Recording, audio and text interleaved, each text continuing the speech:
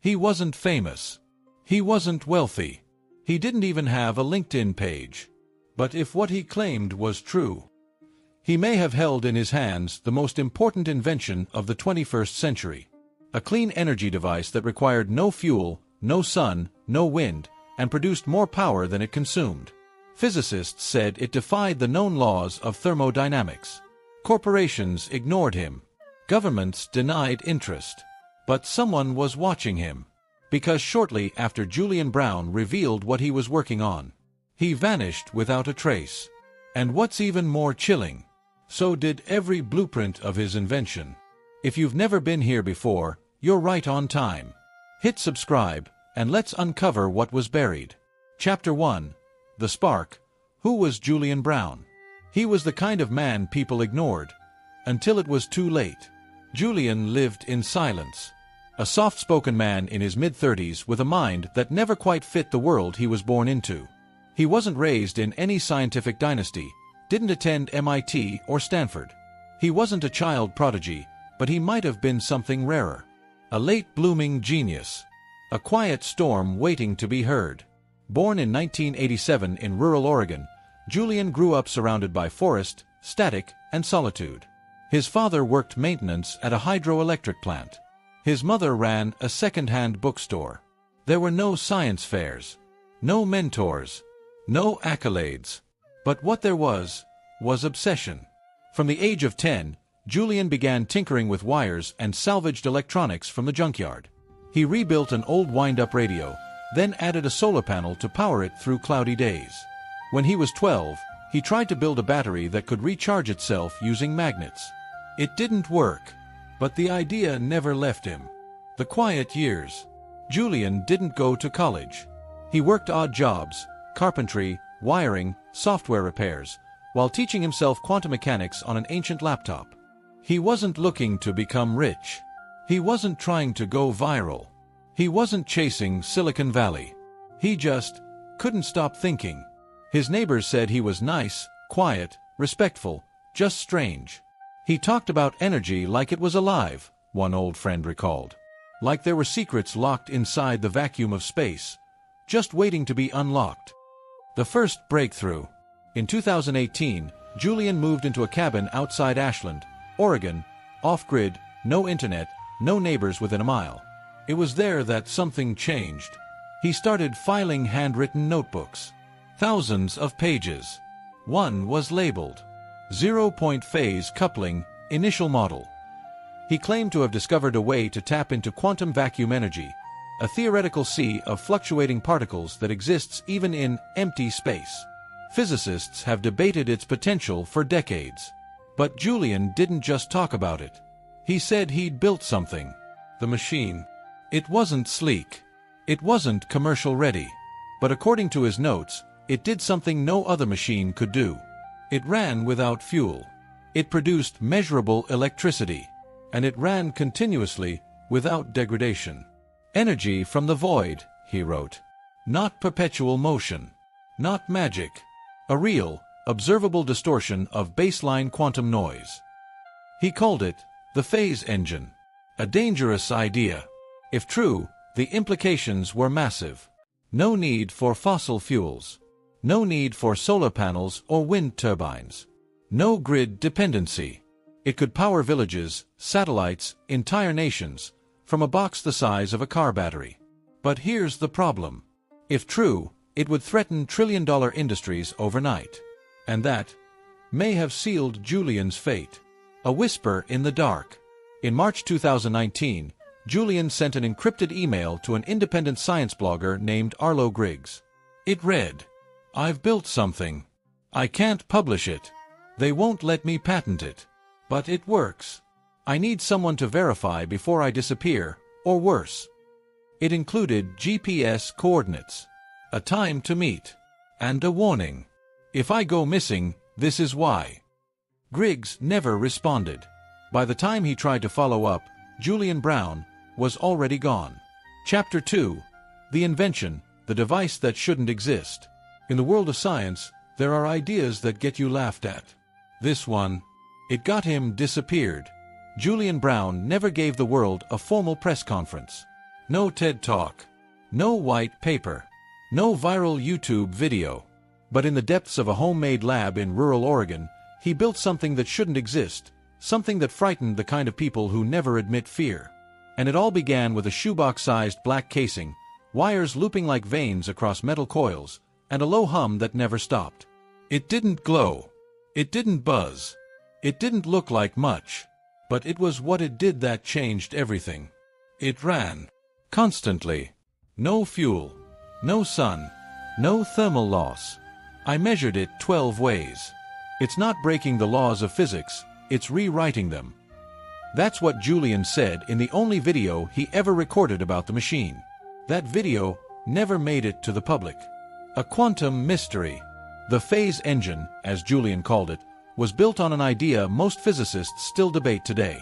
Zero-point energy, the energy that remains when all other energy is removed. It's not science fiction. It's real. Quantum mechanics says even in a perfect vacuum, tiny particles still vibrate and fluctuate. Julian believed that these vibrations, the random, chaotic motion in the fabric of empty space, could be tapped, like a well drilled into the vacuum of the universe itself. He wasn't the first to suggest it, but he might have been the first to build a working prototype. The schematics that went nowhere.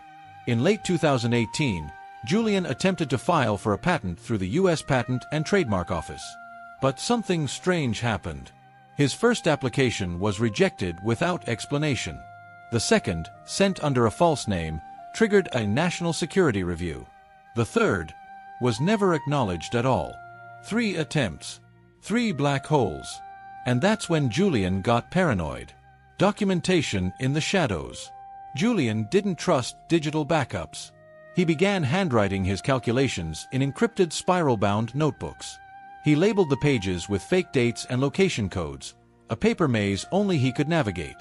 In one notebook, found years later by his brother, he wrote, "This tech doesn't belong to the future. It belongs to everyone. But I don't think I'll get to finish it." He began constructing duplicates. 5 partial models. Hidden across locations he never disclosed to anyone, not even his closest friend, Ethan Ward. Ethan would later say, "He looked over his shoulder more than he looked into your eyes." The Arlo Griggs encounter. In March 2019, Arlo Griggs, a science journalist who specialized in fringe tech, received a nondescript package in the mail. It contained a USB drive, a note that said, "Watch only once, then decide." A tiny copper coil device the size of a lighter. On the drive was a video. Julian appeared on camera, hair uncombed, eyes bloodshot, voice calm. He said, "I don't know how much time I have. If you're watching this, it means I trusted you more than the others." Then he turned on the machine. On screen, a multimeter spiked, despite no visible input source. This coil is drawing ambient vacuum fluctuation through polarized field compression. It doesn't store energy, it balances it. The video ended abruptly. No files on the drive could be copied. The device destroyed in a fire 2 nights later. Griggs went silent for months. When he finally spoke again, he told a podcast, "I believe it worked, but I'll never be able to prove it. And the people who want it gone, they don't make mistakes." Suppression protocols? Unbeknownst to Julian, his patent filings had triggered red flags in an obscure database maintained by the Department of Defense, the Sensitive Applications Review System, SARS. This system monitors patent requests for technologies that could impact national security, global energy markets, strategic technological advantage. Once a tech is flagged, it can be locked under Secrecy Order 35 U.S.C. Section 181, meaning it becomes illegal to even discuss it publicly. Julian never received formal notice. But from the moment he filed that first patent, he was no longer invisible. The last public communication. Julian's final public post came on March 29, 2019, a short message on a physics forum under the alias Entropic Blind. It read, "I have done what the math said was impossible. If I vanish, it wasn't a failure. Look deeper. There's more than one of me." Then, silence. His cabin went dark. His phone disconnected. And the phase engine, gone. Julian had warned that if anything happened, there would be signs. The first came just 48 hours after his disappearance. A break-in at a Portland warehouse, no valuables taken, only documents. And one word scrawled on a dusty wall. Brown. Chapter 3. The warning signs, whispers, threats, surveillance. He thought he was alone in the forest. But they were already watching. By the time Julian Brown disappeared, the signs had been there for months. He told his friend Ethan, a former engineering classmate, that the moment he filed his second patent, using a pseudonym and encrypted courier, something in his life shifted. His mail started arriving pre-opened. His neighbor swore a white SUV sat at the end of the gravel road for 3 nights in a row. And once, late at night, Julian stepped outside to find his cabin door ajar, even though he always locked it with 2 bolts and a bar. "They're in the wires," he whispered once on a call with Ethan. "I unplug my router, and somehow, my devices still ping." At first, it sounded like paranoia. But soon, the evidence became undeniable. A drone in the trees. March 8, 2019. Julian set up a trail camera behind his cabin, not to capture wildlife, but to catch what he thought was a surveillance drone. That night, the footage showed a humming orb of light, moving in unnatural patterns, pausing just above the ridge of his roof. No ID tags.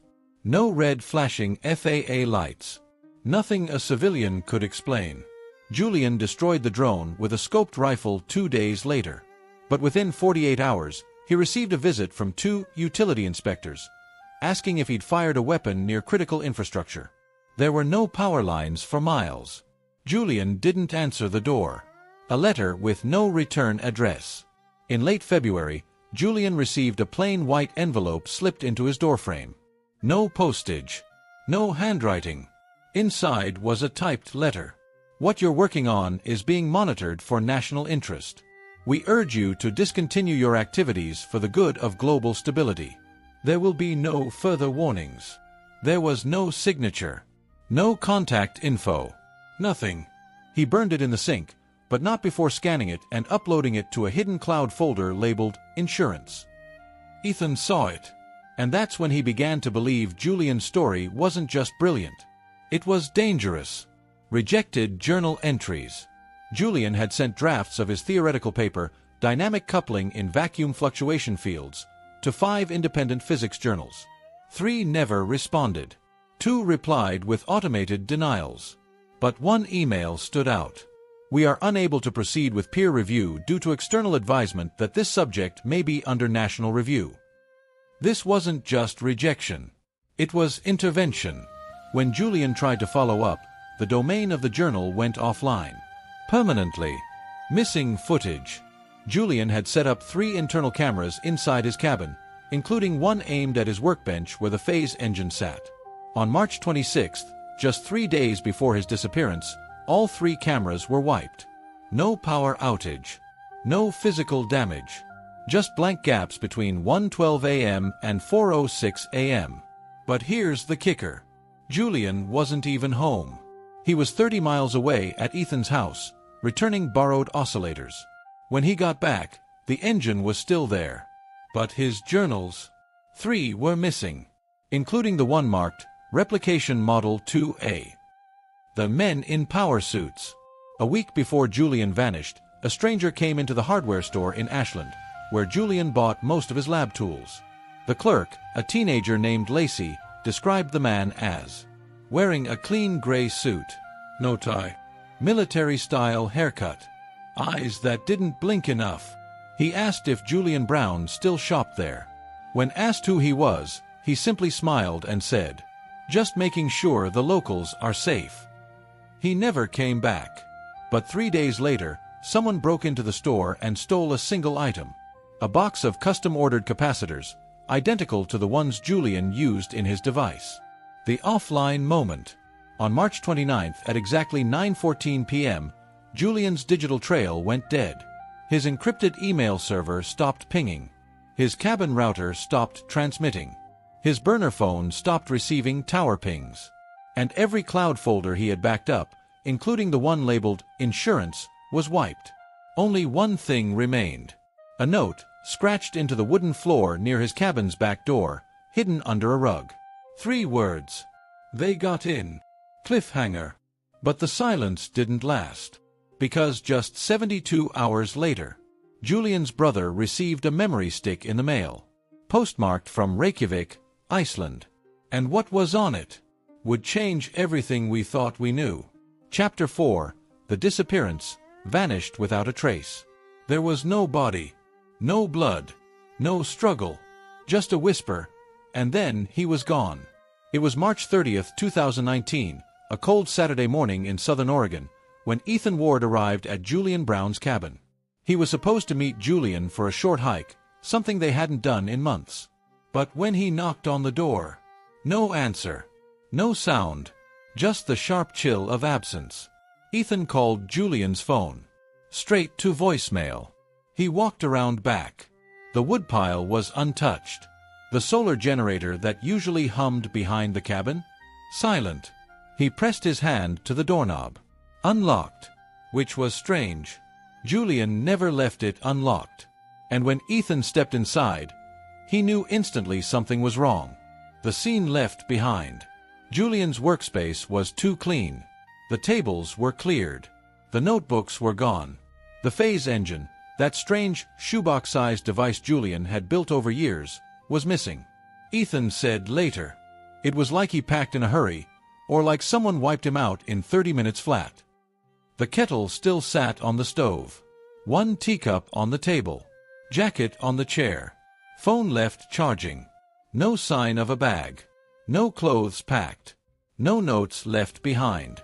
There was only one eerie detail. The floor rug, slightly folded at one corner, covering faint marks. And beneath it, scratched into the wood with something sharp. They got in. The tracks outside. Ethan called the local sheriff, who arrived 2 hours later with a deputy. The official story? No signs of foul play. Adult male. Likely left on his own. But Ethan didn't buy it. Because outside, near the side window, were footprints, 2 distinct sets. One clearly Julian's hiking boots. The other, heavier, square-toed, military issue? Even stranger, the boots appeared, then stopped, mid-trail. As if whoever they belonged to had been picked up or vanished. No tire marks. No broken branches. No signs of dragging. Just nothing. The journal of the missing. Days later, Julian's brother, Marcus Brown, received a package at his apartment in Seattle. Inside, a USB stick, a small black and white photograph of Julian as a child, and a folded note that read, "Don't trust Ethan. Or them." The USB was encrypted. But Marcus, a cybersecurity specialist, cracked it in 2 hours. What he found was chilling. The final video log. On the drive was a folder labeled, "If I'm Gone." Inside, a 13-minute video. Julian, sitting at his workbench, speaking quietly into the camera. The light flickers behind him. His voice is low, urgent. "I don't know if this will reach you. I think they're already inside the grid. My last backup was compromised. Ethan means well, but I think they're using him to trace me." He goes on. "If you're watching this, it means I'm either underground or dead. They've tried to erase me. I won't let them erase the work." He holds up a metal cylinder, the core of the phase engine. There are 5 duplicates. Hidden. Scattered. If even one survives, the work survives. Look for the phrase "cold light equilibrium." It's the key. The video ends with Julian whispering, "I hope I'm wrong." Then static. The official investigation. The sheriff's report stated, "No evidence of foul play. No indications of suicide or mental health risk. Likely voluntary disappearance." But what they didn't mention, the scratches on the floor, the footprints outside, or the fact that 2 of Julian's neighbors claimed to have seen a black van with government plates parked along the old highway the night before. Ethan's silence. After the disappearance, Ethan went dark. No calls. No texts. When Marcus tried to confront him, Ethan responded with a single email. "Don't ask questions. You're already being watched." A week later, Ethan's house caught fire. The cause? Electrical malfunction. But Julian's files, the ones Ethan promised he'd backed up, were gone. Everything gone. A voice from nowhere. Then came the Iceland package. A padded envelope, no return address. Postmarked from Reykjavik. Inside was another USB drive. On it, a single voice memo, audio only. Julian's voice. If you're hearing this, I've crossed the line. I can't tell you where I am. But I'm not dead. They wanted the engine. They didn't get it. Keep looking. I left a breadcrumb. It starts in Prague. No signature. No timestamp. No proof of life. But the voice. Unmistakably Julian Brown. If Julian was alive, who helped him escape? And more importantly, what was hidden in Prague? Because someone out there was beginning to piece it together. And not all of them wanted the truth out. The aftermath, conspiracies, cover UPS, and a chilling pattern. Julian Brown wasn't the first to vanish. He was just the one who left a trail. Julian Brown disappeared in the spring of 2019. But the deeper his brother Marcus dug, the more chilling the pattern became. Because Julian's vanishing wasn't an isolated event. Across the last 20 years, at least 6 other independent inventors working on experimental energy tech had either died under strange circumstances or simply vanished. Some were labeled accidents. Some were suicides. But all of them left behind inventions that could have changed the world, and no blueprints. Julian's story was just the latest in a long string of quiet erasures. And it all pointed to one disturbing possibility. Someone or something is making sure this kind of technology never reaches the public. The others who came before. Marcus started a private spreadsheet he called the Lost Spark List. Entry number 1, Dr. Nikolai Faraday, Ukraine, 2004. Built a self-sustaining battery cell using graphene and water vapor. Died in a lab fire, ruled accidental. No trace of schematics. Entry number 2, Mariana Teo, Brazil, 2007. Claimed to convert atmospheric vibration into kinetic energy. Disappeared en route to a conference. Luggage found. She wasn't. Entry number 3, Louise Park, South Korea, 2011. Presented on stage a demo of cold light compression, a phrase Julian would later use. 2 weeks later, car crash. No surviving witnesses. Entry number 6, Julian Brown, USA, 2019. Phase engine. 0-point fluctuation draw. Disappeared. Cabin wiped. Possible Iceland audio confirmed. The pattern? No government ever publicly acknowledged their work. Independent verification attempts always failed or were abandoned. And every single inventor had at least one connection to cold light equilibrium, a concept with no official definition. The cold light theory. Julian mentioned it in his last recorded video. Cold light equilibrium. That's where the math bends. Marcus traced the term back to a defunct academic paper, hosted for less than 24 hours in 2014 on a dark physics forum. The abstract read, in a perfectly cold zero-entropy system, light behaves not as a wave, but as a stabilizing lattice for quantum vacuum instability. Translation. If true, it means light, under specific engineered conditions, can become a container for vacuum energy. Energy drawn from nothing, held by light. The paper disappeared. The author, J. Braumeister, never published again. His email account, deleted. Domain, suspended. But the phrase kept appearing, in encrypted forums, leaked notes, even graffiti at abandoned science buildings. It was a ghost theory, and Julian had built something from it. FOIA and the Black Wall.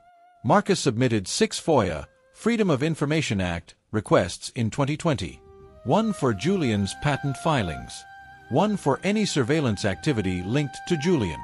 For others targeting DARPA, the NSA, and Homeland Security, asking about energy suppression protocols. Each request was denied. Or worse, returned with no responsive documents. Until 1, months later, arrived in a black envelope. Inside, a single printed page. This line of inquiry has been flagged under Code Vesper 9b. Further persistence may result in federal visitation. It wasn't a denial. It was a threat. The Prague Trail. Julian's last audio message mentioned a breadcrumb in Prague. Marcus flew there in October 2020, posing as a journalist researching energy legends of Europe. There, in the old Jewish quarter, he found an antique electronics shop, Stribrna Tavarna, Silver Factory, run by a man named Václav Mezisek. Václav recognized Julian's name instantly. Yes, the American. Thin. Very polite. He came with a woman, dark hair, glasses. Scientist. Julian had left something behind, a wooden crate, sealed and labeled with one word. Doppelneck. Check for supplement or addendum. Inside was a small device, not the phase engine, but something adjacent. A power regulator using copper coils, crystal capacitors, and a strange silver fluid, non-ferro but highly magnetic. No explanation. No blueprints. But it was real. Marcus had it tested. The engineer said, "This shouldn't work." But it does. It regulates current with no loss. No source of power. No degradation. It balances itself. Just like Julian said. The Reykjavik link. Marcus traced the Iceland envelope. Though postmarked Reykjavik, the tracking stamp was Russian. One security expert said the method used to encode the USB Julian sent was identical to protocols used by ex-KGB encryption agents, disinformation specialists. Meaning, either Julian had help from Black Ops insiders, or he was being manipulated by them. A year after Julian's disappearance, Marcus received one more message, anonymous, from a secure Proton Mail address. Subject line: "You're closer than you think, buddy. There's a facility in Alberta. You're not the first brother who's come looking." Attached. A satellite image. What it showed was impossible. A massive underground installation, never recorded in public databases, with a small rooftop symbol visible only from above. A coil, a triangle, and a circle of light. Julian's symbol. He vanished without a trace. But what he left behind may one day change everything. Julian Brown may have disappeared in 2019, but his story never truly ended. His brother Marcus uncovered the fragments of a life lived in secrecy, of an invention buried too deep, of a man who tried to give the world a gift it wasn't ready for. The phase engine wasn't just a machine. It was a symbol of what's possible when one human being dares to push past the limits of accepted truth. A symbol of the price we pay when truth threatens power. Julian wasn't just building a way to draw energy from nothing. He was building a future where no corporation could sell you what the universe gave freely. A world where poverty, power shortages, and manipulation no longer held us captive. And that was too dangerous. But he left a trail. Despite the threats, despite the surveillance, despite the fear, Julian left something behind. A stabilizer in Ghana, a voice recording in Iceland, a symbol in Alberta, a core in Patagonia, and a brother who never stopped looking. The truth wasn't erased. It was scattered, waiting. So where is Julian now? Is he still alive, working in secret with allies we'll never know? Was he taken, his mind used and discarded by those who feared him? Or did he ascend beyond this world entirely, becoming something else, something encoded in light and energy? We may never know. But his words still echo. If I forget myself, remind me. I was trying to help. Why this story matters? Because in a world drowning in noise, stories like Julian's cut through the fog.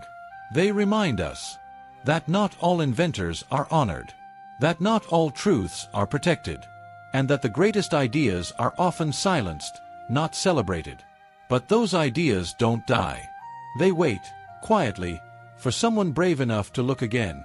And if you've made it this far, maybe that someone is you. He vanished, but the energy, the idea, lives on. Somewhere in the deep code of the universe, Julian Brown's equation still pulses. And one day, someone will finish what he started. Until then, stay curious, stay brave, And never stop asking the questions they don't want you to ask. If this story gripped you too, this is where the forgotten stories come alive. Hit subscribe, and don't miss what we uncover next. Comment below. Do you think Julian is still alive? Was he silenced, or did he escape? And if you believe more people should know about stories like this, share this video. Let the hidden voices speak again.